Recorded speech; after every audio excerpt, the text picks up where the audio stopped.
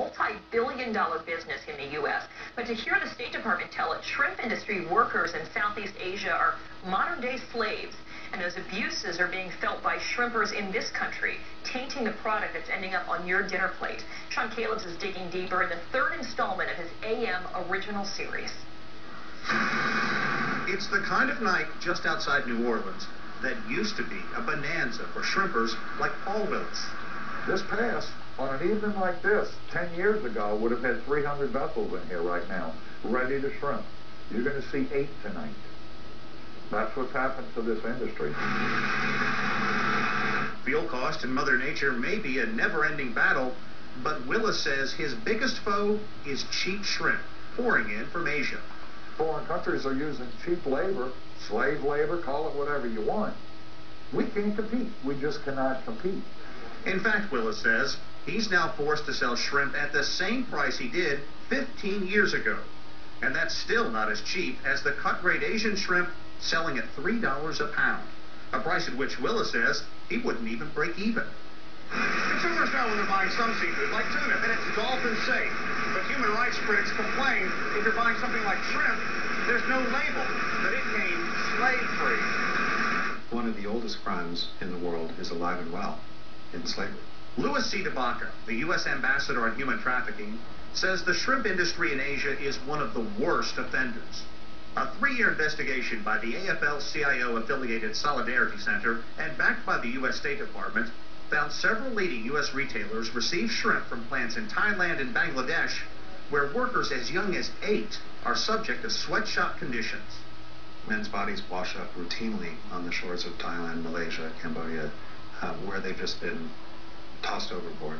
And usually it's for asking for a fair wage, talking back to the boss, asking to be taken back to shore. However, not all critics agree with the report.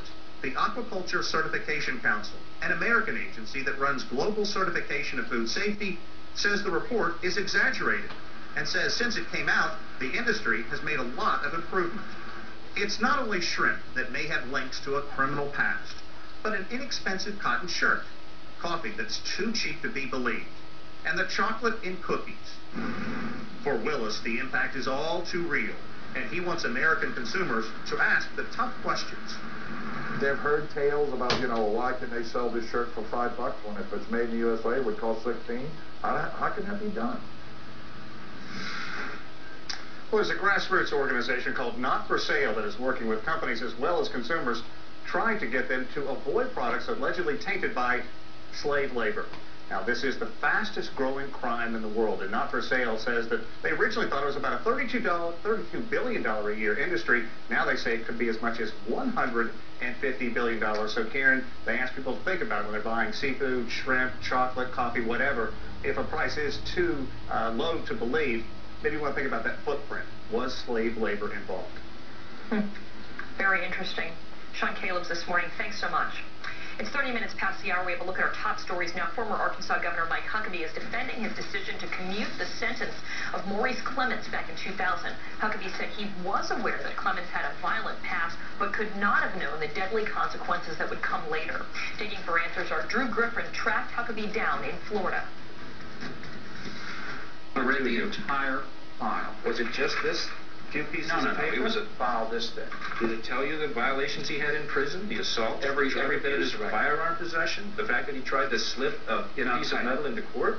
I looked at the file, every bit of it, and here was a case where a guy had been given 108 years.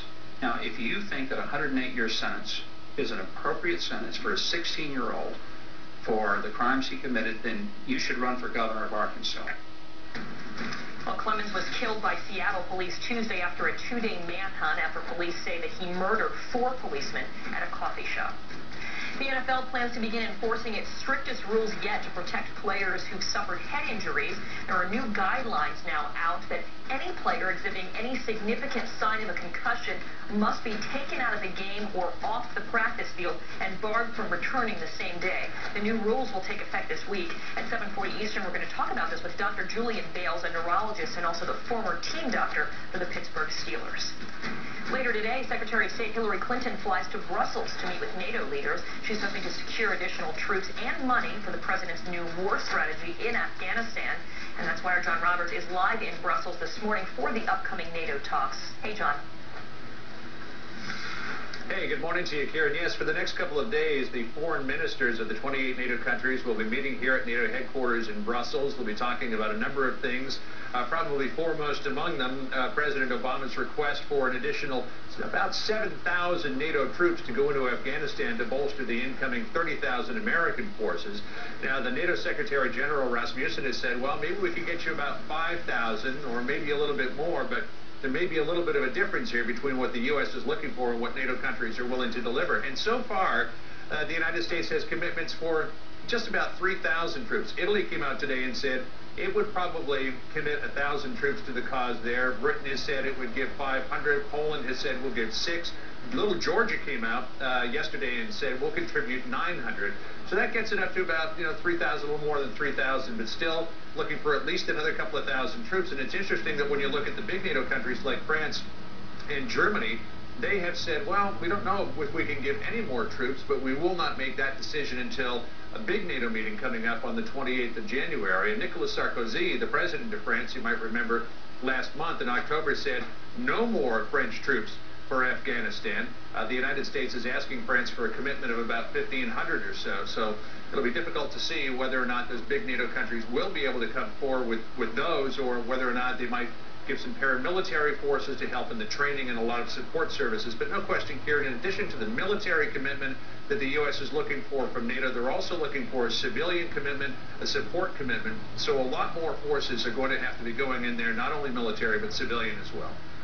All right, absolutely. Thanks, John. And before Secretary of State Hillary Clinton heads to Brussels, she's going to be back on Capitol Hill today, sitting beside Defense Chief Robert Gates and also Chairman of the Joint Chiefs of Staff, Admiral Mike Mullen, to answer questions about the new plan for Afghanistan. And joining me now is Admiral Mullen. Great to have you with us this morning. Good morning, Karen. How are you? Great. Thanks for being with us. First of all, let's talk about the unique challenges of Afghanistan's terrain. As we know, we want this deployment to happen as quickly as possible. You take a look at Afghan's terrain, the size, the rural areas. How realistic is it, in your opinion, that the president's wish to have these 30,000 more troops in the country by by summer of 2010? How realistic is that when you think about whether or not that can happen? Well, we'll get the vast majority of them there by midsummer. There are unique challenges to Afghanistan, different from Iraq, because of the lack of infrastructure, if you will. But we've actually been working this part of the problem for a couple of months, and I think we know what we have to do and we know how to do it. I think a great strength of this decision is to get these forces there as rapidly as possible. General McChrystal gets the forces he needs to reverse the momentum of this insurgency, which has gotten worse over the last 3 years. One of the things that President Obama has vowed in the past and has repeatedly said is he's not going to send troops without the support that they need to get the job done. We know IEDs kill more U.S. troops than anything else in Afghanistan. In fact, you yourself have said that they are the #1 threat. We also have these new technologies in the mine-resistant vehicles, and we know they save lives. Will the military be able to get more of those vehicles into the theater in time for these additional troops? Yes, we're working that. In fact, a lighter mine-resistant vehicle, explosive-resistant vehicle, if you will, which has proved incredibly good in Iraq in terms of saving lives. Not perfect. There still are casualties associated with them, but as you said, it is clearly the #1 threat that we have out there. And we're working that very, very hard in Afghanistan, as we did in Iraq, both from a procedure standpoint as well as a technology standpoint, to work hard to get ahead of it.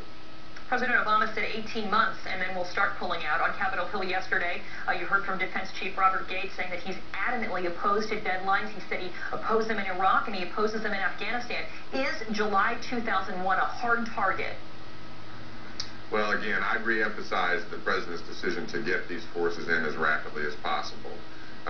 It shows resolve, and it also recognizes a sense of urgency. There's also a sense of urgency that the Afghan security forces become engaged heavily in training, in taking the lead in that 18-month time frame. July of 2011 is a time where we can start to transfer responsibility and transition that responsibility to them. But it is not a hard deadline to leave. It really is to start to bring our troops out. There's no end date on that. There's not a withdrawal date or anything like that. And it's reasonable from my perspective to start to be able to do that based on the strategy that we have.